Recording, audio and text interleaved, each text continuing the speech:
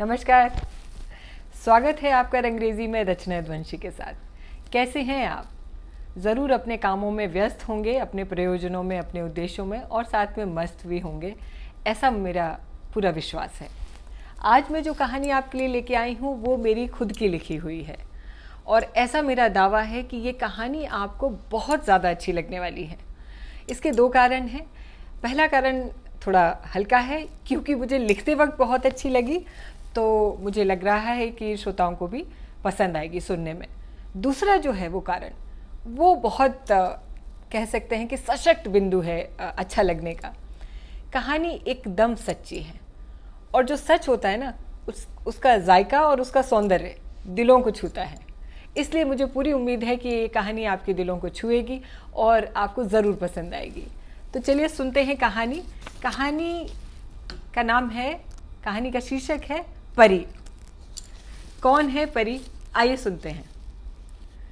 अब चलो भी कि यहीं रहने का इरादा है।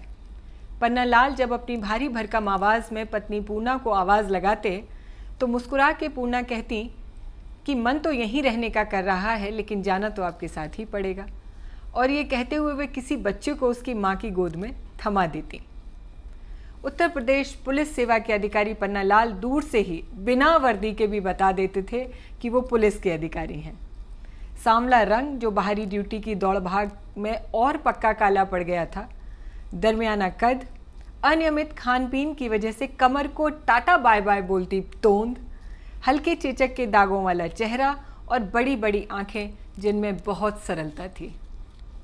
बस पन्नालाल की आंखें ही एक इस बात की तस्दीक करती थीं, यानी बयान करती थी कि उस किताब की जिल्द भले ही कड़ी और सूखी लगती हो बाहर से, किंतु अंदर का मजमून यानी कंटेंट बहुत संजीदा था। जी हाँ, पन्नालाल अपनी बाहरी छवि की वजह से लगभग खड़ूस लगते थे, लेकिन अंदर से एकदम मुलायमियत से भरे हुए, जैसे नारियल। इसी खास बात की वजह से उन्हें पूर्णा जैसी सुंदर सुशील पत्नी प्राप्त हुई थी, जो पन्नालाल की सिर्फ इस बात पर रीझ गई थी कि जब उन्हें पन्नालाल अपने परिवार सहित देखने आए थे और परिवार ने उन दोनों को अकेले मिलने का समय दिया था, तो पन्नालाल ने एक भी घिसा पिटा सवाल पूर्णा जी से नहीं किया था। मसलन वो खाने में क्या बना लेती हैं, उन्हें सिलाई बुनाई आती है क्या, ये सब उन्होंने कुछ नहीं पूछा था। उन्होंने सीधे बेलाग ईमानदारी से कहा था, मुझे आप पसंद हैं, आप मुझे पसंद कर लें ये बड़ी बात होगी, लेकिन अगर ना भी पसंद करें तो भी कोई बात नहीं होगी। पूर्णा अचंभित थी पन्नालाल जी की हृदय की इस ईमानदारी पर। जहां लड़के और लड़के वाले सिर्फ इस बात का अहंकार लादे चले आते थे कि वो लड़के वाले हैं और सिर्फ उन्हें ही हक बनता है कि वो लड़की को सिलेक्ट या रिजेक्ट कर सकते हैं, वहीं पन्नालाल उस समय की बड़ी पोस्ट यानी दरोगा के पद पर होते हुए भी पूर्णा जी की चॉइस का मान रखने की बात कह रहे थे। लिहाजा पूर्णा जी ने भी अपनी सुंदरता को अहमियत न देते हुए पन्नालाल जी का कोमल हृदय और उनका मासूम प्रस्ताव स्वीकार कर लिया था। विवाह के 2-3 वर्ष तो पंख लगाकर उड़ गए और पन्नालाल भी अपनी नौकरी और बढ़ती जिम्मेदारियों में मसरूफ रहने लगे। तो पूर्णा जी अब अकेला महसूस करने लगी थीं। वैसे भी उस वक्त में ब्याह के 1-2 बरस में ही नन्हे शिशु की आमद अनिवार्य समझी जाती थी। बस 2 बरस बीतते ही परिवार समाज का दबाव इतना बढ़ा कि डॉक्टर, हकीम, वैद्य, ओझा, पंडिताइन, गंडा, ताबीज़, पीर, मज़ार कुछ नहीं छूटा। पन्नालाल जी भावुक व्यक्ति थे, इसलिए पूर्णा जी की आंतरिक अभिलाषा को बखूबी समझते थे। इसलिए वो जो भी कहती थीं और जहाँ भी जाने के लिए कहती थीं वो करते थे और उन्हें ले जाते थे। कुदरत के खेल इसलिए निराले होते हैं कि कभी कभी इतना रगड़वाती है कि माथे पर निशान पड़ जाता है, लेकिन मन का नहीं होने देती। समय लेकिन अपनी गति से उड़ता है, बिना किसी के लिए रुके और बिना किसी से बंधे। 12 साल बाद भी पन्नालाल जी और पूर्णा जी केवल पति पत्नी रहे, माता पिता नहीं बन पाए। पन्नालाल जी ने जीवन की कड़वी हकीकत तो स्वीकार कर ली थी और ज़्यादा व्यस्त कर लिया था खुद को अपने पुलिसिया कामों में। वहीं पूर्णा जी अपने दिल के दर्द को छिपाए निर्मल मुस्कुराहट के साथ लोगों से मिलती जुलती थीं। ऐसे भी लोगों और महिलाओं को बर्दाश्त करती थीं वो, जो मुंह पर पूरी बेअदबी यानी बदतमीजी से पूछ लेते थे कि समय कैसे कटता है उनका। ये ज़माने का खास शगल रहा है। हमेशा से कि जिसकी जो दुखती रग हो उसको खुरचो, और अगर तब भी सामने वाला दर्द महसूस न करे तो नमक डालो। यही होता था पूर्णा जी के साथ भी। बच्चे के लिए तरसती पूर्णा जी कॉलोनी के सारे बच्चों की फेवरेट आंटी हुआ करती थीं, क्योंकि बच्चे टॉफ़ी चॉकलेट से नहीं व्यक्ति की तरंगों से आकर्षित होते हैं। ऐसा तो लगभग हर एक के साथ होता है। पूर्णा जी उन बच्चों को घंटों अपने घर रखती थीं जिनकी माएँ खुले दिमाग की थीं, जिन्हें यह नहीं लगता था कि बिन बच्चे की एक महिला उनके बच्चे पर कोई टोना टोटका कर सकती है।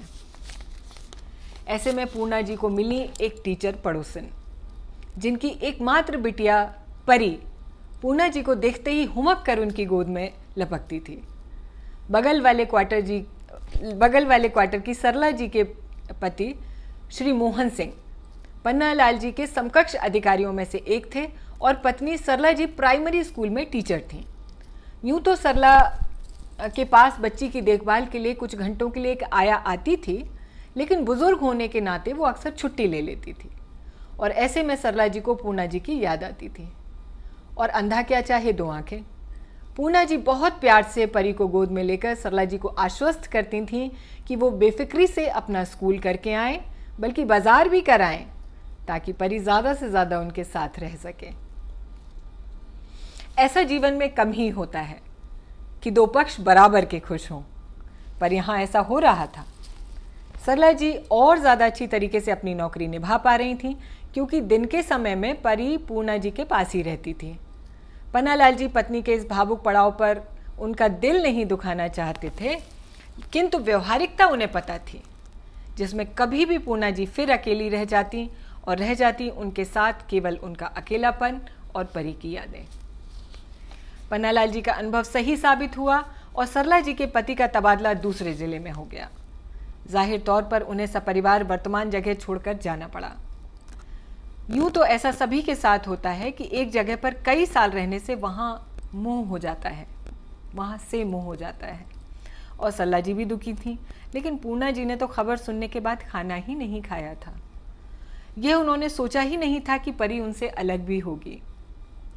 अंतिम दिन जब सरला जी परी को पूर्णा जी के पास छोड़कर गई थीं, तो पूरे दिन पूर्णा परी को सीने से चिपकाए बस रोई थी। परी भी अपने नन्हे हाथों से उनके आंसू पोंछ रही थी और पूर्णा जी की रुलाई थी कि रुक ही नहीं रही थी। अगले दिन पूरे विभाग के लोगों ने सपरिवार फेयरवेल में शामिल होकर सरला जी के परिवार को विदाई दी, लेकिन पूर्णा जी उसमें शामिल नहीं हुई। सबको पता था क्यों। जाते वक्त सरला जी पूर्णा जी को स्नेह भरा आश्वासन देकर भी गईं कि जब भी संभव होगा वो परी को पूर्णा जी से मिलवाने ज़रूर लाएंगी। पूर्णा ने भी परी को आखिरी बार गोद में उठाकर अच्छे से चूमा था, रोते हृदय से उसे विदा किया था। परी भी गोद से निकलकर रोने लगी थी, जैसे जान गई हो कि अब नहीं मिलेगी वो कभी भी अपनी यशोदा माँ से। तबादले के 1 महीने के भीतर ही पुलिस मुख्यालय पर एक मीटिंग हुई, जिसमें सारे जिलों के अधिकारी आए थे, पन्नालाल और मोहन सिंह भी। मीटिंग खत्म होने के बाद पन्नालाल लगभग दौड़ते हुए मोहन सिंह के पास आए थे और उन्हें गले से लगा लिया था। पन्नालाल ने मोहन सिंह को बताया था कि पूर्णा जी गर्भवती हैं और वो पिता बनने वाले हैं। पूरे विभाग ने हर्ष से तालियां बजाई थीं। पन्नालाल ने भावुक होकर भरे गले से मोहन सिंह से कहा था कि आपकी परी सच में हमारे लिए जादू की छड़ी बनकर आई थी। डॉक्टर ने हम लोगों से कहा कि एक बच्चे को स्नेह और ममता देने की वजह से पूर्णा जी की फर्टिलिटी हार्मोन्स एक्टिवेट हो गए और जो काम हजारों की दवाइयां नहीं कर पाईं वो परी के सानिध्य ने कर दिया। मोहन सिंह ने जब ये बात वापस घर लौटकर सरला जी को बताई तो उन्होंने परी को सीने से लगाकर खूब प्यार किया था और कहा था कि मेरी परी सच में परी है, जादू की छड़ी है इसके पास, और अब मैं इसका ऑफिशियल नाम भी परी ही रखूंगी। कैसी लगी आपको कहानी? मुझे पूरी उम्मीद है कि अच्छी लगी होगी। टिप्पणियों में ज़रूर बताइएगा। एक चीज़ और बताइएगा, do you believe in magic? I do believe. देखिए, ये मैजिक जो है ये मुझे माँ ने बताया था और मुझे बहुत ज़्यादा लगता है कि अगर आप जादू में विश्वास करते हैं तो जादू सच में होता है। क्या आपको ऐसा लगता है? फिर आप उसे कोई भी नाम दे सकते हैं। मैनिफेस्टेशन कई बार हम लोगों से कह देते हैं, या बहुत सारी चीज़ें होती हैं। जैसे अक्सर आपने सुना होगा, हमारे बड़े हमसे कहते हैं शुभ शुभ बोलो, शुभ शुभ सोचो, जो जैसा सोचोगे वैसा ही होगा। मैं इस बात में बहुत विश्वास रखती हूँ कि अच्छा सोचिए अच्छी नीयत के साथ, तो अच्छा ही होता है। आप क्या सोचते हैं? क्या ऐसा कोई जादू आपके आसपास या आपके जीवन में कभी घटित हुआ? मुझे ज़रूर बताइएगा टिप्पणियों में। आपकी टिप्पणियों का इंतज़ार रहेगा मुझे। ज़्यादातर आप सराहना ही करते हैं, उसके लिए बहुत शुक्रिया। एक चीज़ और मैं आपसे कहूँगी, मैंने देखा है कि व्यूज़ तो खूब अच्छे आते हैं, लाइक करना भूल जाते हैं आप। जैसे आप आए किसी के घर में और आप दिखे और जाते वक्त बाय नहीं बोला, बिल्कुल वैसे ही होता है लाइक ना करना। तो टिप्पणी के लिए अगर आपके पास समय नहीं है, कोई बात नहीं, आपने देखा वो मुझे पता चल जाता है कि आपने देखा और सुना। जाते वक्त बाय ज़रूर कह के जाएं, यानी लाइक करके जाएं स्टोरी को, इससे मेरा मान बढ़ेगा। बहुत शुक्रिया, बहुत धन्यवाद इतनी अच्छी तरह से सुनने के लिए मुझे।